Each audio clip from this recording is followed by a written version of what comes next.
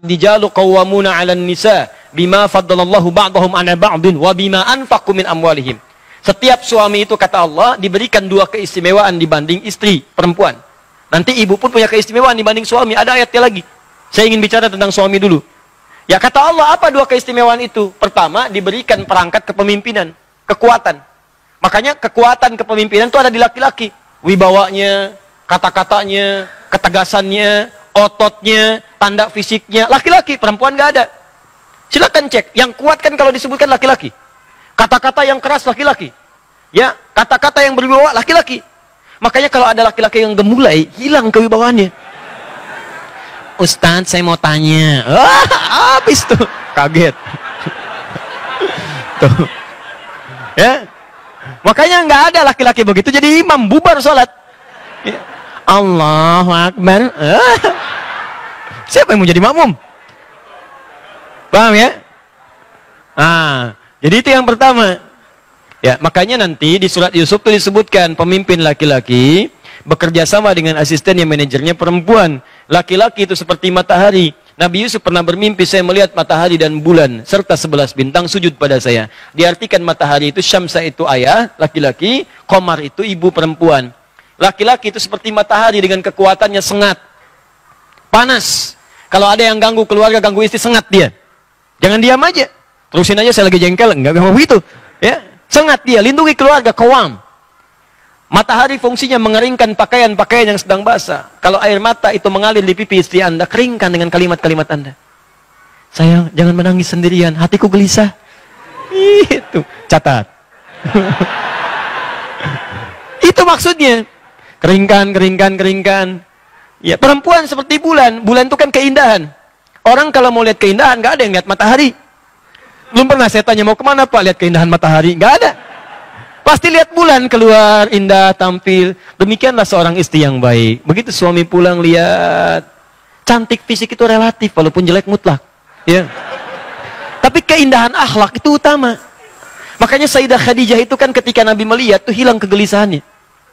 Nabi itu sedang capek lelah menerima dakwah, nyampe rumah lihat wajah istri baru lihat aja. Itu hilang kegelisahannya, baru lihat wajahnya. Dia bukan bicara masalah kecantikan fisik, bukan. Keindahan kata-katanya, keindahan tampilannya. Itu gimana caranya Bu? Suami pulang dari kantor, capek, pekerjaan menumpuk, nyampe rumah, ya di jalan diklaksonin, dibalap orang gitu kan, gak enak. Nyampe rumah begitu lihat ibu buka pintu, Assalamualaikum, Waalaikumsalam. Lalu kelihatan ibu, Masya Allah, tambah masalah. Ya. Itu tandanya ada ketidaksesuaian. Belajar. Sekarang banyak buku tentang Khadijah. Banyak buku, ada cetakan A, cetakan A, cetakan B. Baca bagaimana Sayyidah Khadijah. Kalau yang gesit-gesit belajar dari Sayyidah Aisyah. Ya, kalau yang penyabar belajar dari Sayyidah Saudah binti Zam'ah. Semua ada keutamaan.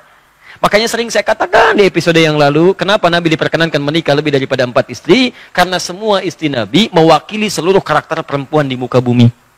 Makanya ibu lihat-lihat dirinya kira-kira mirip siapa. Lihat cek karakternya. Lalu pelajari dari situ. Ya, jangan tertukar kadang-kadang. Maaf, ini suami jadi bulan, ya istri jadi matahari. Itu yang repot. Jadi nggak boleh ada cerita suami takut istri. Jadi yang pertama itu. Yang kedua, wabima anfaqu min amwalihim. Suami itu diberikan perangkat untuk cari nafkah. Kerja Pak. Di suami itu ada. Bahkan di surat An-Nur itu kalau Anda mau keluar, rizki itu datang Pak. Ya, rizki itu tidak turun dengan amin. Amin, amin, amin. Gak turun dengan itu. Anda keluar kerja. Begitu keringat Anda keluar, dapat seketika. Rizki itu dituliskan di akhirat. Dituliskan, di Lauh Mahfudz sudah ada. Dituliskan di langit. Ya Quran surah ke-51 ayat 22. Paling kanan agak sedikit ke bawah. Wa fis sama'i rizqukum wa ma tu'adun. Di langit rizki Anda dituliskan sudah ada. Dan dijanjikan oleh Allah akan diberikan. Kapan itu diberikan? Kalau Anda keluar mau kerja menjemputnya. Anda keluar, baru keluar rumah tuh dituliskan. Bergerak Anda, rizki turun. Cuma kadang-kadang ada yang turun langsung seketika, ada yang diakumulasikan sehingga jumlahnya terasa besar. Cuman kadang-kadang Anda nggak sadar. Hari pulang pertama nggak dapat, sepekan nggak dapat. Begitu sebulan keluarnya banyak. Sebulan yang diakumulasikan. Kenapa ditunda oleh Allah? Karena Allah ingin mendengar doa Anda. Sebab kalau orang usaha belum dapat hari itu, pasti tahajudnya nambah. Baca Qurannya meningkat. Kadang-kadang dia puasa yang selama ini nggak pernah dia kerjakan. Sedangkan Allah pencemburu, apalagi bagi orang ahli dunia. Kerjakan, rezeki datang. Coba Anda lihat kalau nggak percaya.